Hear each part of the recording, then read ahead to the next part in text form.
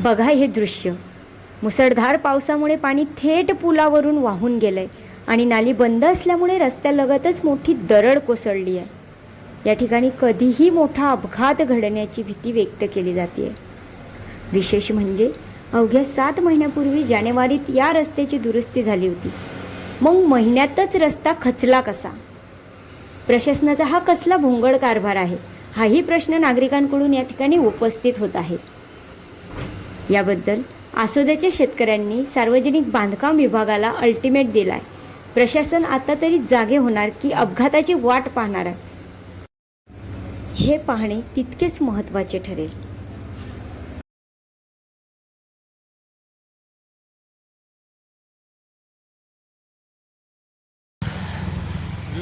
हां